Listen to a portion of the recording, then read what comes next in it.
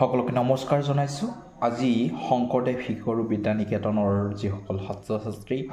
তেওঁলোকৰ যি পাঠ্যক্ৰম সেই পাঠ্যক্ৰমখিনি সহজে পোৱাকৈ আৰু আগতীয়াকৈ পোৱাকৈ ছাত্ৰ ছাত্ৰীসকলে প্ৰস্তুতি চলাব পাৰিব সেই উদ্দেশ্য আগত ৰাখি অৰ্থাৎ সকলোবিলাক দ্বিতীয় শ্ৰেণীৰ ছাত্ৰ ছাত্ৰীৰ সুবিধাৰ্থে মই এইটো ভিডিঅ' প্ৰস্তুত কৰিছোঁ। যিসকল ছাত্ৰ ছাত্ৰীয়ে দ্বিতীয় শ্ৰেণীত অধ্যয়নৰত হৈ আছে তেওঁলোকে এই পাঠ্যক্ৰমৰ জৰিয়তে আগতীয়াকৈ প্ৰস্তুতি চলাব পাৰিব। তো প্ৰথমতে মই 2025-26 বৰ্ষৰ যিসকল ছাত্ৰ ছাত্ৰী তেওঁলোকৰ দ্বিতীয় শ্ৰেণীৰ পাঠ্যক্ৰমখিনি এটা এটাকৈ প্ৰতিটো বিষয়ৰ মই দেখাই আছোঁ। প্ৰথমতে আহিব মাতৃভাষা। মাতৃভাষাৰ যিটো সিলেবাছ এই সিলেবাছ মতে ইয়াত দেখা গৈছে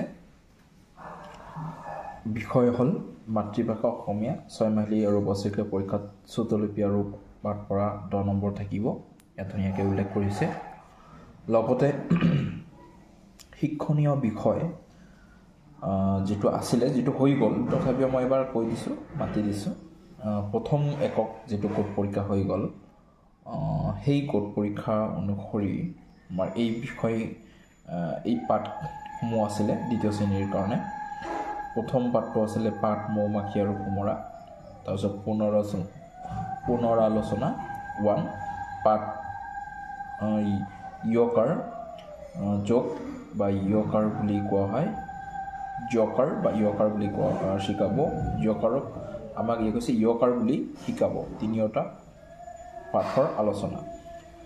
তাৰপিছতে এইটো আহিব প্ৰথম গোটত প্ৰথম এককত। তাৰ উপৰিও যদি এইখিনি বিষয়বস্তু দিব বিচাৰে কোনোবাই দিব পাৰে। পাঠ ৰকাৰ যোগ, পাঠ ৰেফ যোগ, পাঠ ফুলনি কবিতা, তিনিওটা পাঠ আলোচনা আৰু পাঠ ক যোগ ঙ যোগ এইকেইটা 6 মাহিলীৰ কাৰণে আছিলে। বৰ্তমান যিহেতু অক্টোবৰ মাহ চলি আছে আমাৰ, আগষ্টৰ পৰা আৰম্ভ কৰি ছেপ্টেম্বৰ 6 মাহিলী পৰীক্ষা আমাৰ আছিলে ছেপ্টেম্বৰত, হয় ন? আগষ্ট ছেপ্টেম্বৰ এই ছেপ্টেম্বৰলৈকে এইখিনি প্ৰথম এককত গুচি গ'ল। তাৰপিছতে পাঠৰ স্বযোগ পাঠৰ জ-যোগ পুনৰালোচনা, পাঠৰ নিয়যোগ, তাৰপিছত পাঠৰ ঔষধি গছলতা কবিতা, পাঠ ত আৰু ত যোগ পুনৰালোচনা, পাঠ ঠ আৰু থ যোগ, পাঠ দ থ যোগ, পাঠ বীৰ ভৰত বাঘ আৰু বগলী, মানুহৰ শৰীৰ, পাঠ আমাৰ ৰাজ্য, পানীৰ সৎব্যৱহাৰ। এই গোটেইখিনি বিষয়ে এই পাঠখিনি আমাৰ 6 মাহিলীৰ কাৰণে এইখিনি দিয়া হৈছে। তাৰপিছত আমাৰ নেক্সট 6 মাহিলীৰ পিছতে আমাৰ আহিব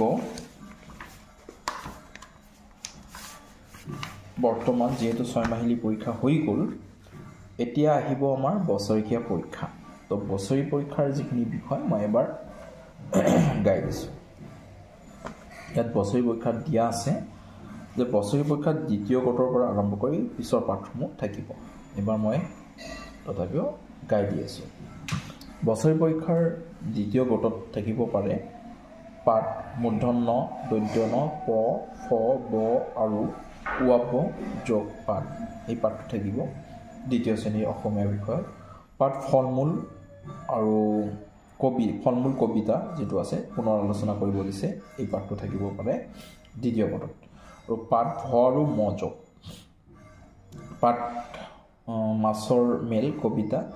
সেইকেইটা প্ৰথম এককত যদি এইকেইটাৰ উপৰিও আৰু পঢ়াব পাৰে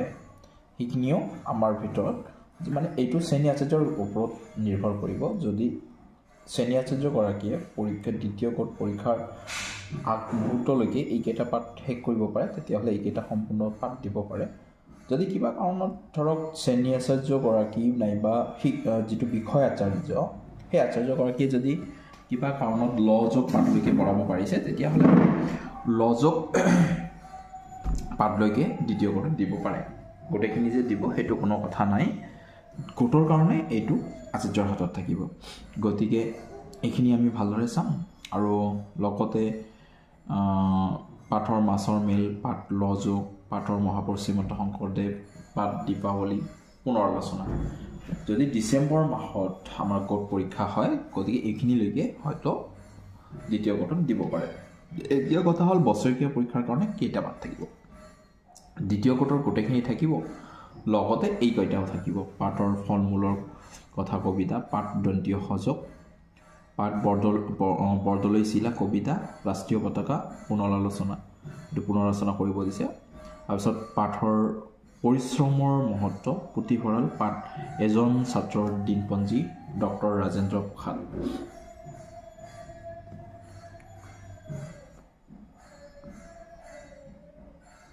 তাৰপিছতে ইয়াত কৈছে ফেব্ৰুৱাৰী মাহ দিছে মৌমাখি আৰু কোমোৰা কবিতা পাঠ ত আৰু তযোগ পাঠ পানীৰ সৎ ব্যৱহাৰ এইখিনি পাৰ্ট আমাৰ কি থাকিব গোটেইখিনি পাঠ দ্বিতীয় গোটৰ ইয়াত যি দ্বিতীয় গোটৰ পৰা এইখিনিলৈকে যিকেইটা পাঠ আছে সেইকেইটা পাঠৰ আমাৰ বছৰেকীয়া পৰীক্ষাত থাকিব গতিকে সেই অনুসৰি আপোনালোকে ছাত্ৰক আগতীয়াকৈ শিকাব পাৰিব এতিয়া কথা হ'ল যেহেতু সময় বহুত লাগি যাব এনেকৈ কোৱাত আপোনালোকে এবাৰ এতিয়া আৰু মই ডেছক্ৰাইবত নকওঁ আপোনালোকক এনে 6 মাহিলৈকে এইকেইটা পাঠ থাকিব এইখিনি আপোনালোকে চাই ল'ব মই আৰু নকওঁ স্ক্ৰীনশ্বট মাৰি ল'ব পাৰিলে অক্টোবৰ মাহৰ পৰা এইখিনি থাকিব O2V ৱাৰ্ড থাকিব poem butterfly bits of paper second কোডত থাকিব এইটো page 16-17 action word 1 action word 2 ঠিক তেনেকৈ ৱাৰ্ড W2Z থাকিব a family only evaluate fill in the blanks need not write sentences poem rain এনেকে তাৰপিছত ৰিভিজন দিছে আগৰ পৰা A to Z লৈকে এইখিনিও থাকিব হাফৱেলিৰ যিখিনি সিলেবাস আছিল সেইখিনিও এনুৱেলি পৰীক্ষাত দিয়া হ'ব গতিকে ইয়াত পেজ নম্বৰো দি দিছে 29-30 ভেজিটেবলছ নেম তাৰপিছত page number 32 what does the traffic light say page number 31 colours page number 34 routine conversation page number 47 number 1 to 100 page number 51 know your opposites revision থাকিব পেজ নম্বৰ 15 একশন ৱাৰ্ড খিনি এইখিনি বছৰেকীয়া পৰীক্ষাৰ কাৰণে আপোনালোকে চাই ল'ব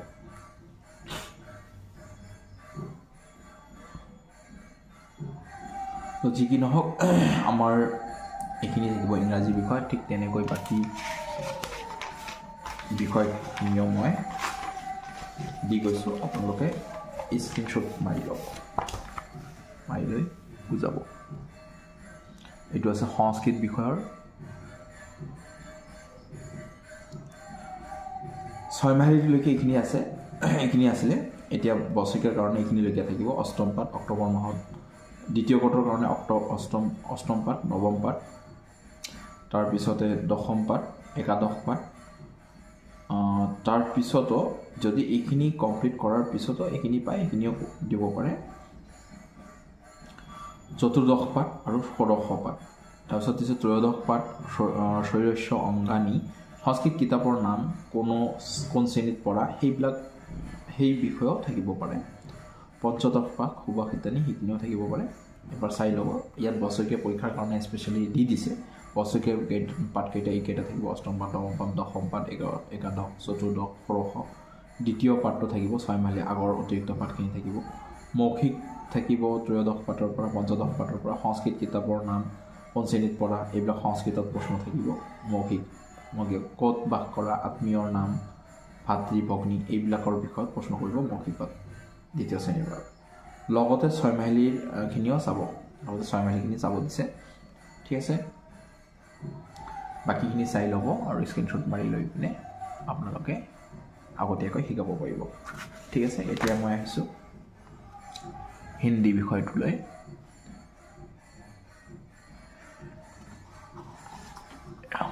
হিন্দী বিষয়টো প্ৰথমৰ পৰা কৈছোঁ হিন্দী বিষয়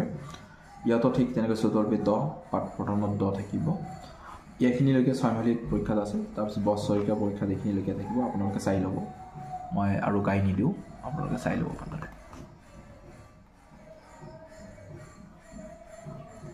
হিন্দী কাৰণে এইখিনি থাকিব স্ক্ৰীনশ্বট মাৰি পিনে আপোনালোকে শিকাব পাৰিব তাৰপিছতে আহিছোঁ হিন্দীৰ আৰু খণ্ড এইখিনি থাকিব এইখিনিলৈকে থাকিব ঠিক আছে স্ক্ৰীনশ্বট মাৰি ল'ব তাৰপিছত নেক্সট গণিত বিষয়ত থাকিব 6 মাহিলীলৈকে এইখিনি আছিলে 6 মাহিলীলৈকে এইখিনি পাঠ আছিলে গণিত বিষয়ত দ্বিতীয় শ্ৰেণীৰ এইখিনিলৈকে গণিত আছিলে 6 মাহিলীৰ আৰু বছৰেকীয়া পৰীক্ষা থাকিব দ্বিতীয় গঠৰ পৰা আৰম্ভ কৰি বৰ্তমানলৈকে দ্বিতীয় গঠৰ পৰা এইখিনি থাকিব 7 অধ্যায় পূৰ্ণ অধ্যায় 1 পৰা 10 এইখিনি আৰু মই গাই নিদিওঁ আপোনালোকে চাই ল'ব নিজেই ঠিক আছে নেক্সট নীতি শিক্ষাৰ বিষয়বস্তু থাকিব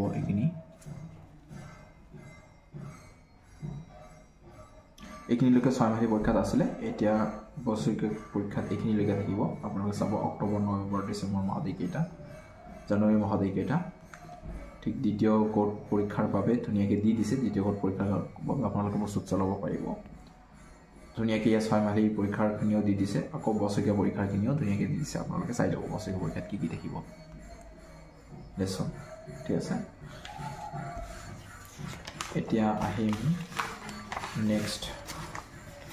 বিষয়টো ছবি অঁকা আৰু হস্তকলা তো ইয়াত ছবি অঁকা হস্তকলাৰ কাৰণে 6 মাহিলী পৰীক্ষাত জুন জুলাই আগষ্টলৈকে এইখিনিলৈকে আছিলে 6 মাহিলী পৰীক্ষাত এইখিনিলৈকে আছিলে আগষ্ট ছেপ্টেম্বৰলৈকে এইখিনি 6 মাহিলী পৰীক্ষাত আছিলে এই বিষয়খিনি চাই ল'ব ভালদৰে নেক্সট এইখিনি থাকিব বছৰীয়া পৰীক্ষাৰ কাৰণে বছৰীয়া পৰীক্ষাত কি থাকিব ছবি অঁকাত আপোনালোকে এবাৰ চাই ল'ব এতিয়া আহিম নেক্সট কি আছে বিষয় নেক্সট বিষয় আছে পৰিৱেশ বিজ্ঞান আৰু সাধাৰণ জ্ঞান এইখিনি বিশেষকৈ আপোনালোকে চাই ল'ব কি বিষয়ত প্ৰশ্ন হ'ব পাৰে ইয়াত ধুনীয়াকৈ দিয়া আছে এইখিনি এপ্ৰিল মে জুন আগষ্টৰ সাধাৰণ জ্ঞানত কি থাকিব পৰিৱেশত কি থাকিব ধুনীয়াকৈ দিয়া আছে এইখিনি 6 মাহিলী পৰীক্ষাত আছিলে বাৰু আগষ্ট মাহত তাৰপিছতে এইখিনি 6 মাহিলী পৰীক্ষাত আছিলে এইখিনিলৈকে ছেপ্টেম্বৰ মাহৰখিনিও আছিলে এতিয়া 6 মাহিলী পৰীক্ষাত ইয়াৰ পৰা এইখিনিলৈকে 6 মাহিলী পৰীক্ষাত আছিলে ইয়াৰ পৰা বছৰীয়া পৰীক্ষাত থাকিব এবাৰ চাই ল'ব বছৰীয়া পৰীক্ষাৰ কাৰণে এইখিনিলৈকে বছৰীয়া পৰীক্ষাত থাকিব এই বিষয়খিনি এবাৰ চাই ল'ব কি আছে নেক্সট আপোনাৰ স্ক্ৰীনশ্বট মাৰি লৈ পিনে আপোনালোকে ভালদৰে চাই ল'ব পাৰিব মই অকণমান খৰতকীয়াকৈ কৈছোঁ যিহেতু ভিডিঅ'টো দীঘলীয়া হৈ আছে এইখিনি থাকিব বছৰীয়া পৰীক্ষাৰ কাৰণে তাৰপিছৰ বিষয়টো হ'ল সংগীতত কি শিকাব লাগিব ছাত্ৰ ছাত্ৰীসকলক এইখিনিও দি দিছোঁ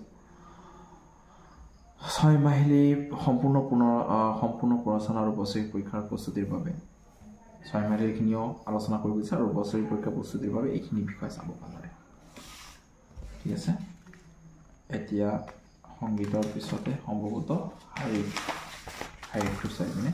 শাৰীৰিকত কি বিষয় থাকিব আৰু কি শিকাব লাগিব আৰু কি আছে যদি শিকাব গোটেইখিনি ইয়াত দিয়া আছে ভালদৰে চাই ল'ব এবাৰ ঠিক আছে ধন্যবাদ আৰু সম্ভৱতঃ নাই ঠিক আছে যোগ আছে এইখিনি এটা বিশেষ চাব লগা নাই এইখিনি আছে চাব থেংক ইউ so much